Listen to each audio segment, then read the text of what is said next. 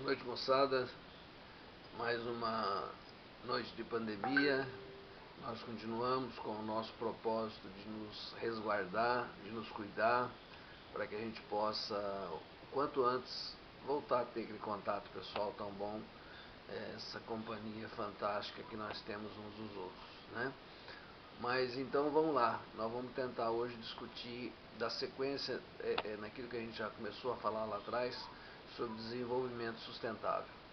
E ver algumas coisas que foram feitas, algumas experiências, algumas iniciativas que surgiram então para que a gente possa cada vez mais ter consciência, ter responsabilidade da questão social e ambiental.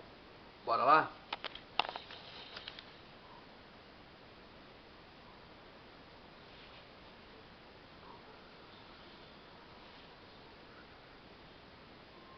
Então veja só, em 1998, a CNI, congrega todas as indústrias nacionais, ela definiu e publicou uma declaração de princípios da indústria para o desenvolvimento sustentável. Ou seja, já começou-se a perceber, naquele momento, que havia necessidade de mobilizar todo mundo em torno da sustentabilidade, não é? Mas ela ainda estava focada no ambiente interno das organizações e voltada prioritariamente para processos e produtos. Mas já foi uma grande iniciativa da CNI para que a gente pudesse ter algumas questões direcionadas e que todo mundo se envolvesse, né? Isso aqui é importante, ó. Isso faltava naquela época e falta ainda hoje. Ainda falta muito para que as empresas se tornem agentes de desenvolvimento sustentável, socialmente justo, economicamente viável e ambientalmente correto. Ou seja, eu não posso pretender ter uma empresa que não dê lucro. Claro, a empresa existe para isso, ela existe para dar lucro. Mas, por outro lado, ela tem que ser socialmente justa e ambientalmente correta.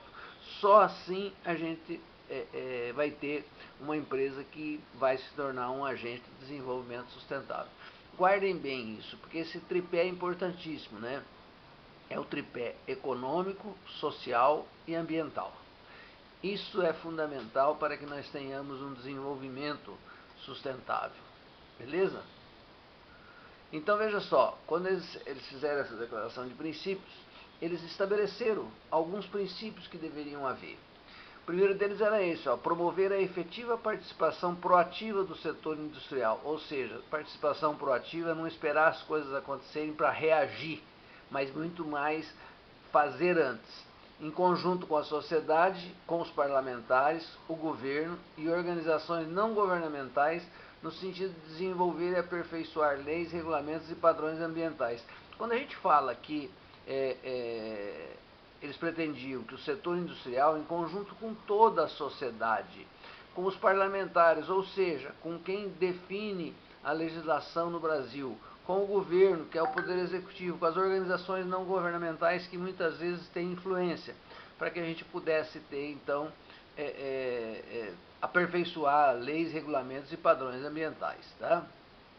O outro princípio é o seguinte: exercer a liderança empresarial junto à sociedade em assuntos ambientais. Ou seja, a indústria mostrar que ela pode ser liderança nesse sentido, no sentido das questões ambientais. Era um outro princípio que a CNI tinha para que pudesse as indústrias todas participarem. Incrementar a competitividade da indústria brasileira, respeitar os conceitos de desenvolvimento sustentável e o uso racional dos recursos naturais e de energia. Ou seja, você buscar ser competitivo cada vez mais, né, a indústria brasileira ser competitiva no mercado mundial, mas respeitando os conceitos, esses conceitos já discutidos de desenvolvimento sustentável. E usando racionalmente recursos naturais e energia, ou seja, água e energia, a gente já falou um pouco disso também, mas é importante que a gente tenha sempre isso em mente. A gente precisa usar de forma racional, porque quem usar de forma racional vai ter, e para as próximas gerações também, né? O outro princípio dizia o seguinte, ó: promover a melhoria contínua e o aperfeiçoamento dos sistemas de gerenciamento ambiental, saúde e segurança do trabalho nas empresas. Isso aqui a gente já foca um pouco mais, quer dizer, além do gerenciamento ambiental, daquilo que afeta realmente a natureza, a gente tem a questão da saúde e segurança de trabalho nas empresas. Hoje não se concebe mais você ter atividades industriais, atividades empresariais que comprometam a saúde e segurança dos trabalhadores. Nós precisamos ficar atentos e hoje a questão da segurança do trabalho melhorou no aspecto de que passou a ter cada vez mais uma legislação mais eficiente para que as empresas devam cumprir para preservar a saúde e segurança dos trabalhadores. Eu costumo dizer o seguinte: não existe ninguém mais interessado na sua saúde e na sua segurança do que você. Portanto, você tem que denunciar se a sua empresa não estiver fazendo a coisa adequadamente. Chama o técnico de segurança, chama o engenheiro de segurança, chama o seu líder, mas tem que haver essa preocupação com a segurança do trabalhador, senão nós estamos lascados, certo? Outro princípio: promover a monitoração e avaliação dos processos e dos parâmetros ambientais nas empresas. Ou seja, eu tenho que monitorar e avaliar se os meus processos estão atendendo os parâmetros ambientais nas empresas, se eu não estou consumindo demais o meio ambiente. Antecipar a análise e os estudos das questões que possam causar problemas ao meio ambiente e à saúde humana, bem como implementar ações apropriadas para proteger o meio ambiente. É a questão de preventivo. Nós não podemos pensar em ter processos que depois eu tenha que me preocupar em consertar aquilo que já foi feito. Consertar, com perdão da palavra, as cagadas que já foram feitas. Eu tenho que me antecipar e tenho que prevenir esses problemas de meio ambiente e saúde humana.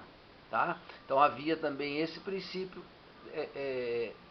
aí discutido e lançado pela CNI, pela Confederação Nacional da Indústria. O outro princípio dizia o seguinte: apoiar e reconhecer a importância do envolvimento contínuo e permanente dos trabalhadores. Aí que eu acabei de falar.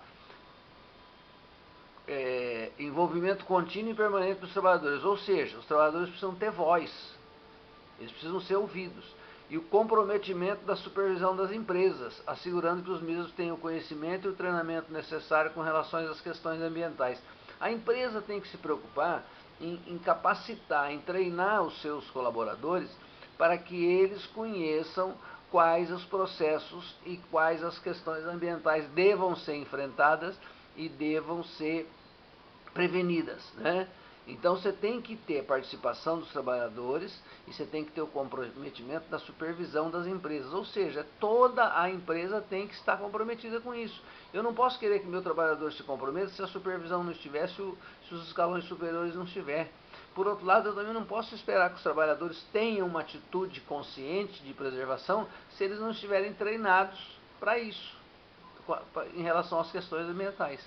Percebe que então existe uma questão de formação e de conscientização? Um outro princípio que foi lançado: incentivar a pesquisa e o desenvolvimento de tecnologias limpas com o objetivo de reduzir ou eliminar impactos adversos ao meio ambiente e à saúde da comunidade. Veja, nós precisamos, existem órgãos de pesquisa, nós temos no país muitos órgãos de pesquisa que podem desenvolver cada vez mais tecnologias que sejam limpas, ou seja, tecnologias que não vão comprometer o meio ambiente. Para isso, as indústrias também precisam incentivar e talvez até financiar o desenvolvimento dessas pesquisas, porque isso vai fazer com que a gente crie. Nós já tivemos uma porção de mudanças ao longo do tempo na questão de você reduzir ou eliminar impacto adverso ao meio ambiente e à saúde da comunidade, né? A questão da eliminação de que as indústrias tinham aqueles grandes chaminés, jogar aquele mundo de contaminantes na natureza. Aquilo teve pesquisa que desenvolveu filtros que melhoram a condição daquilo lá, não é? Outro princípio: estimular. Peraí, calma. Estimular o relacionamento e as parcerias do setor privado com o governo e com a sociedade em geral, na busca do desenvolvimento sustentável, bem como na melhoria contínua dos processos de comunicação. Nada numa sociedade vai andar sozinha. Ninguém pode querer ser dono e responsável sozinho de um desenvolvimento de alguma coisa. Então é preciso que haja essa parceria do setor privado, das indústrias, com o governo e com a sociedade. A sociedade precisa reconhecer nessas empresas alguém que esteja preocupado na busca do desenvolvimento sustentável. E não haver, tem que haver transparência nas comunicações. Então, para isso, precisa também melhorar os processos de comunicação com as empresas, com a sociedade, com o governo. Mais um princípio: estimular as lideranças empresariais a agir permanentemente junto à sociedade com relação aos assuntos ambientais. É natural que existam, dentro de qualquer segmento, lideranças, né? Assim também no meio empresarial existem lideranças. Se vocês pegarem uma pequena comunidade, vocês vão ver quem são os líderes empresariais. Esses líderes normalmente são mais ouvidos. É estimular que essas lideranças hajam junto à sociedade nos assuntos ambientais. Ou seja, chamem atenção para essa questão ambiental, porque essas lideranças são ouvidas, né? Incentivar o desenvolvimento e fornecimento de produtos e serviços que não produzem impactos inadequados ao meio ambiente e à saúde da comunidade. Nós já estamos tendo alguns produtos que começam a ter rastreamento de produção, né? Produtos que foram feitos sem consumir recursos naturais. Tem uma série de iniciativas já no meio empresarial para incentivar esse desenvolvimento. E esses produtos acabam sendo mais valorizados. Claro que isso vai ser mais valorizado também quando nós tivermos uma consciência maior da própria sociedade. Enquanto eu estiver consumindo produtos sem me preocupar como que aquele produto foi desenvolvido, como que aquele produto foi feito, o quanto ele consumiu de recurso natural, e às vezes eu tenho um outro que consumiu muito menos e que às vezes eu vou pagar um pouquinho mais, mas eu começo a ter consciência de que eu devo consumir produtos que não tenham causado impacto ao meio ambiente e à saúde da comunidade. Não é isso? Isso também é muito importante. Não só pelas empresas, mas também nós como consumidores, tá? Promover a máxima divulgação e conhecimento da Agenda 21 e estimular a sua implementação. Essa Agenda 21 é importante que todo mundo tenha conhecimento também. E aí, a gente vai falar um pouco dessas dimensões da sustentabilidade que a gente já vem falando. Quais são as dimensões? Quais são os pilares da sustentabilidade? A dimensão econômica, a dimensão social e a dimensão ambiental, né? Claro que se vocês forem montar uma empresa, a primeira coisa que vocês pensam é na dimensão econômica, mas não pode, hoje não pode mais, tem que pensar em todas. Então, porque do ponto de vista econômico, as empresas têm que ser economicamente viáveis. Por que eu vou montar uma empresa para dar prejuízo? Né? Ou seja, qual é o papel da empresa, uma empresa na sociedade? Salvo uma empresa que seja uma ONG, que não vise lucro, mas uma empresa comercial, o papel dela deve ser cumprido. Ela tem que dar um retorno para o investimento realizado pelo capital. Né? Eu invisto R$1 milhão para montar uma empresa, eu tenho que já fazer uma série de estudos, que ela vai ter que passar a me dar lucro depois de algum tempo, para que esse capital meu seja remunerado, não é isso? Vocês estudarem um pouco de economia, um pouco de contabilidade, vocês sabem disso. Ninguém vai montar uma empresa que não seja para dar lucro. Então é importante que ela tenha esse ponto de vista econômico, tá? Mas por outro lado, hoje principalmente foi preciso que nós tivéssemos uma legislação mais firme para que as empresas pudessem satisfazer esses requisitos do ponto de vista social. E quais são esses requisitos? Proporcionar melhores condições de trabalho aos empregados, procurando contemplar a diversidade cultural existente na sociedade em que atua. Gente, se eu vou montar uma empresa no Nordeste, eu tenho que respeitar e contemplar a diversidade cultural que existe naquela sociedade onde a empresa está instalada, né? É natural isso, porque eu vou ter um respaldo maior dessas empresas produzindo. Propiciar a oportunidade das eficiências de modo geral. Isso nós só conseguimos fazer através de lei. foi preciso que nós tivéssemos uma legislação impositiva para que os deficientes fossem respeitados. Hoje, as empresas já estão percebendo que um deficiente pode ser tão ou mais produtivo do que uma pessoa sem nenhuma deficiência. Então, com isso, os deficientes ganharam um espaço maior e é preciso isso sistematicamente melhorar, essa oportunidade aos deficientes.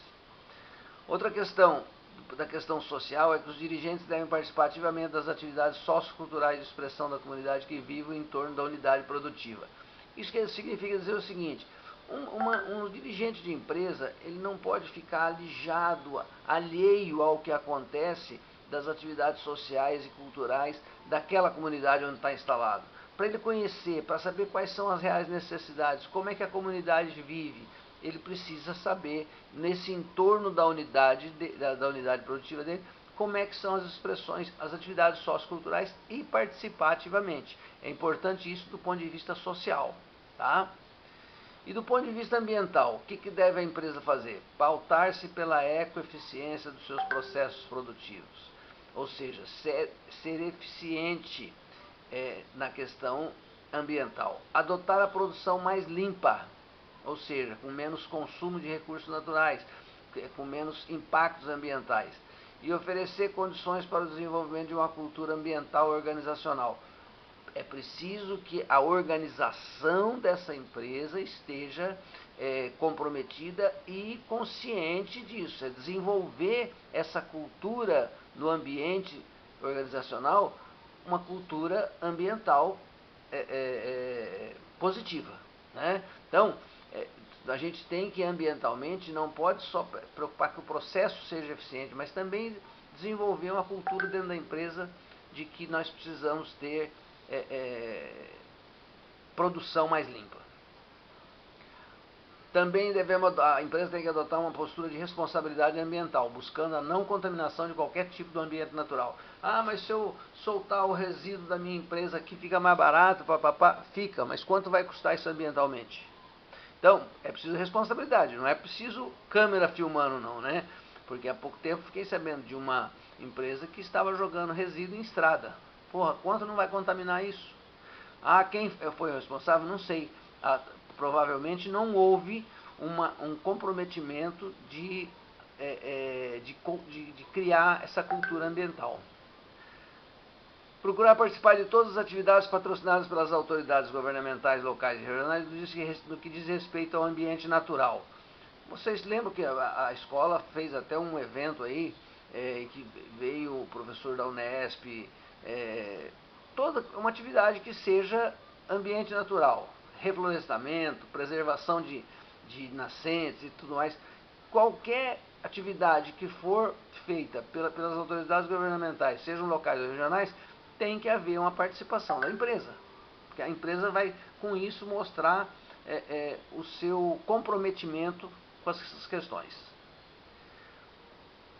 Olha só, o mais importante disso que nós estamos falando das três dimensões: econômica, dimensão social e a dimensão ambiental, mas é importante que quando a gente aborda essas dimensões que haja um equilíbrio dinâmico, quer dizer, não é aquele estático, não, você faz isso, você faz isso, você faz isso, não.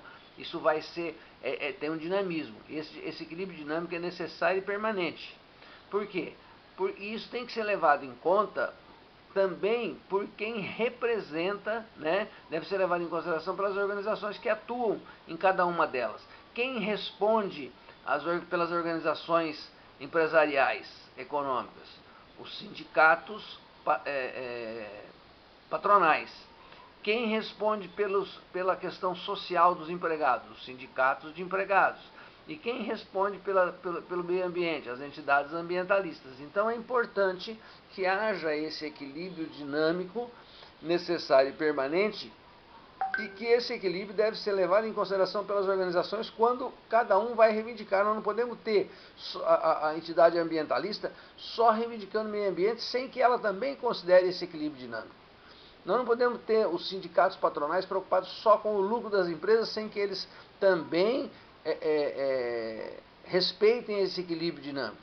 E também os sindicatos dos empregados não podem só ter reivindicações que favoreçam os empregados sem também pensar no equilíbrio dinâmico, pensar no lucro econômico da empresa e nas questões ambientais. É preciso que haja realmente esse equilíbrio. Foi criado, olha só, esse equilíbrio a gente fala que de tal sorte que tem que ser estabelecido um acordo, de tal modo que nenhuma delas atinja o grau máximo de suas reivindicações e nem o grau mínimo inaceitável. Ou seja, quando um sindicato vai fazer uma reivindicação, ele elenca lá 30, 40 pontos que eles querem ver atendidos. Isso seria atingir o grau máximo de suas reivindicações.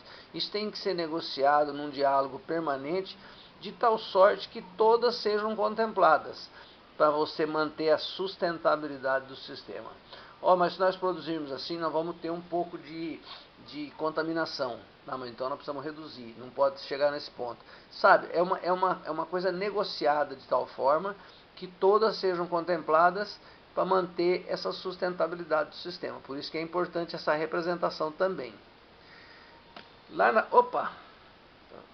Trombando aqui.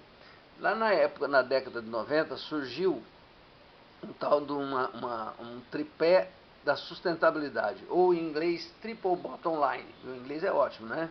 Então, esse conceito de triple bottom line vem sendo usado em todo o mundo. E o que ele mostra? Ele reflete um conjunto de valores objetivos e processos que uma organização deve focar para criar valor em 3 dimensões: econômica, social e ambiental. É isso que nós estamos falando até agora. Mas já surgiu esse triplé da sustentabilidade, ou triple bottom line.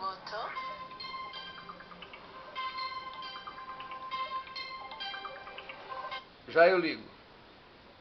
É assim, bem na hora de gravar a aula as pessoas ligam, mas fazer o quê, né? Acontece. Então, veja só, surgiu esse triplé da responsabilidade. Esse triplé dizia: people refere-se ao capital humano de uma empresa, ou seja, nós estamos tratando do aspecto social. Plant refere-se ao capital natural de uma empresa, a sociedade. E o profit, o lucro, o resultado econômico positivo de uma empresa, né? Então, significa dizer aquilo que a gente estava dizendo: o aspecto econômico, o aspecto ambiental e o aspecto social, tá? É preciso que haja, não podemos jamais deixar de pensar nesse equilíbrio dinâmico dessas 3 dimensões, tá? Econômica, social e ambiental. Finalmente, eu queria dizer isso aqui, ó. Durante muito tempo, a contabilidade das empresas se centrou nos resultados financeiros. Nos últimos anos, com o surgimento da responsabilidade social no âmbito corporativo, aumentou a exigência pela incorporação de novos indicadores. Hoje, as empresas já fazem a contabilidade de forma diferente, né? Essa contabilidade social. O que ela está fazendo para garantir,